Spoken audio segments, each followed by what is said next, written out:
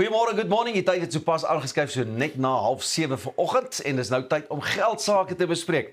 Nou kyk, 'n bietjie rente of stewige dividende is altyd lekker en welkom tot Jan Tak sy pond vleis kom eis. Thys gesels nou oor belastingvrye of belastingvriendelike beleggings saam met Rian Grobler van Everest Wealth. Dankie Pieter, en soos altyd 'n voorreg om natuurlik vir Rian Grobler by ons te hê van Everest Wealth. En ja, soos wat Pieter sê, belasting is maar belasting. Jy moet maar soos wat hulle sê, die koning maar betaal wat hom toekom of die keiser. En dan natuurlik, jy weet, maar die moeilikste ding is om natuurlik altyd te doen is om daai keiser te probeer betaal met geld en winste of dividende wat jy gemaak het. Maar dit gesê, Rian, daar word baie keer verwys na belastingvrye beleggings. Is alle beleggingsbasies, jy weet, wat daai taal gebruik, belastingvry? Nou, altyd lekker om by julle te wees. En nou op jou vraag, nee. So daar's net een belastingvrye belegging wat ons tans in Suid-Afrika het, en dit is jou wat ons almal ken as 'n tax-free investment. Jou ander beleggings is meer 'n belastingvriendelike belegging. As ons gaan kyk na jou uitkeerpolis wat 'n endowment is, daar betaal jy 30% belasting. Daar's produkte wat jy net 20% belasting betaal, maar daai almal hou daarvan om te sê nee, dis belastingvry. Jy hoef nie te bekommer nie. Maar hy sal eers belastingvry wees die dag wat jy hom uitkeer. Maar binne in die produk sal jy belasting betaal. So jou enigste belastingvrye belegging is jou tax-free soos wat ons hom algemeen ken. Okay, so en daar's ook natuurlik limite op dit. So met ander woorde, wat is daai limite net vir die kykers? So as ons gaan kyk na jou belastingvrye belegging is R36,000 per jaar wat jy mag insit. So jy werk uit na R3,000 'n maand toe. En dan in jou leeftyd kyk ons na R500,000. Jy mag nie meer as dit insit nie. En sou jy meer as R36,000 'n jaar insit of jou limite oorskry, word jy dadelik teen 45% belas. So maak seker jy overcontribute glad nie. Okay, so weer eens is dit baie belangrik om daai advies dan te verkry van die adviseur wat jou kan guide om nie te overcommit op 'n belastingvrye belegging nie. Maar kom ons sê jy het net jou R500,000 diskresionêr ingesit wat jy mag insit. En jy het byvoorbeeld 'n R500,000 se groei op 'n dag gemaak. So daai R500,000 se groei is dan dus belastingvry. Dis korrek. So as ons gaan kyk is dit gaan jy omtrent so 13.8 jaar vat, so rondom af na 14 jaar toe, as jy R36,000 'n jaar insit om jou R500,000 cap te kry. So sou jy 10% per jaar kan kry op jou groei. Gaan kyk jy nou net so oor R1 miljoen oor die 14 jaar. So daai R500,000 ekstra, dit is belastingvry. So jy kan daai R1 miljoen dan op jou tydperk uithaal en jy sal nie belasting daar betaal nie. Dit is wat die belangrikheid van 'n belastingvrye belegging is. Dis daai ekstra bietjie groei wat jy nie op vir Jan Tak hoef te gee nie. Natuurlik. En as 'n ou net bietjie net weer eens gaan kyk. Soos kom ons sê ja, tax-free investments for dummies. Okay, net vinnige reëls en regulasies en hoekom is dit so belangrik om, jy weet, lank in so 'n tipe van belegging te bly?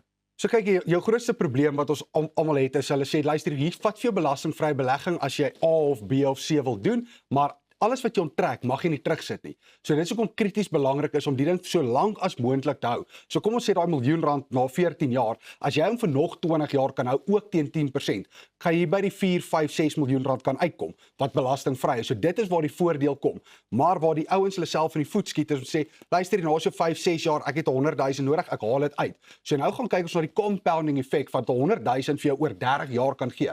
En dit is waar die ouens die probleem maak. So ek wil amper sê 'n 101 is moenie, in my opinie, moenie vir jou kind 'n belastingvrye belegging uitneem vir sy studies nie. Want nou sit jy dit op sy naam vir sy studies eendag, nou onttrek jy daai gedeelte. Jou kind het vanaf hy begin werk, kom ons sê op 25 tot aftrede, wat 65 is, het hy 40 jaar wat daai kapitaal eintlik vir hom kan groei. So as jy dissipline het en jou kind het dissipline, en jy kan sê luister, ek sit elke maand vir jou bedrag weg en hy hardloop vir 45 jaar, sit jy daai kind way vooruit. Die dag wat hy moet aftree. Groei wat jy op daai ding kan maak, nee. Korrek. Het jy enige voorbeeld of grafiek of iets wat jy wou gewys het op dit? Ja, so kyk, as ons die grafieke kan hardloop, dit is nou maar presies wat jou compounding effek is. Om dan te kan sê, luister, ja, of so 10 jaar of 14 jaar om jou miljoen vol te maak, as jy daai ding los vir 40 jaar of 20 jaar tot 40 jaar, wat te kapitaal jy wel kan uitkry. Die voordeel is, sou jy, kom ons sê, jy is nou 30 jaar oud, en jy kan 35 jaar nog na belastingvry toe bydra. Die dag wat jy aftree, hoef jy nie jou pensioenfonds te raak nie. Jy het 2, 3, 4, 5, dalk 10 jaar, wat jy in jou belastingvrye kapitaal kan raak, om 'n aftrede te gebruik, voordat jy in jou pensioenfonds kan raak, of hoef te raak, wat dan nog met 10 jaar gegroei het. En ons weet altyd met pensioenfondse, waar jy bydra, daai laaste 5 jaar is jou kritiese jare, wat jou pensioenfonds amper heeltemal verdubbel. As hy byvoorbeeld afsterf, en nou is ons belastingvry, belegging, daai gedeelte van sy boedel. Is daar boedelbelasting dan betaalbaar dan op daai groei of op daai hele lomsom? Maak 'n deel van jou algemene 3.5 miljoen wat jy dan belastingvry wat son kan kry en dan daarna of Nee, so kyk jy, ons het al vir die baie begunstigde. kliënte gekry wat die belastingvry aan hulle uitbetaal. So dan sit belastingvrye kapitaal wat aan die begunstigde uitbetaal en jy kan dit weer gebruik. Of hy dra hom oor en jy kan hom gebruik waartoe jy wil hom waartoe hy geskuif wil word. So ek dink die belangrikheid is sit met jou adviseur, sit met die beplanning om dan te sê luister, waartoe beweeg ek? Is dit vir my? Want baie mense sê nou luister, ek gaan my aftree aan die tyd los, ek gaan net in 'n belastingvrye belegging ingaan, wat in my opinie weer nie die regte gedeelte is nie. Jy moet gaan sê luister, hoe pas elke liewe produk in jou gedeelte in jou portefeulje in? En dan die belangrikste is asseblief moenie in 'n belastingvrye belegging belê en sê luister, ek gaan 'n gewone bankfonds gebruik nie. Hoekom wil jy 6% vat op 'n belastingvrye belegging as jy risiko kan vat? Jy het 10, 15, 20, 30 jaar se groei. Dan wil jy risiko vat om te sê luister, ek wil kyk of ek 'n 10, 15, 20% groei kan kry, want daai groei wat jy kan kry is belastingvry. So why don't settle for 6% if you can get 15? Nee, natuurlik. Julle by Everest Wealth het ook 'n belastingvriendelike portefeulje. As jy ons net 'n bietjie daar kan verduidelik, daai inkomsteplan van julle wat belastingvriendelik is. Ja, so kyk jy, wat ons gaan verwys na belastingvriendelike belegging, so jy gaan kyk na jou uitkeerpolis wat jy 30% in jou fonds betaal. Dis 'n algemene een in die mark wat almal kan vir jou gee, elke maatskappy. Maar waar ons by Everest Wealth anders is, ons het 'n dividendgedrewe portefeulje.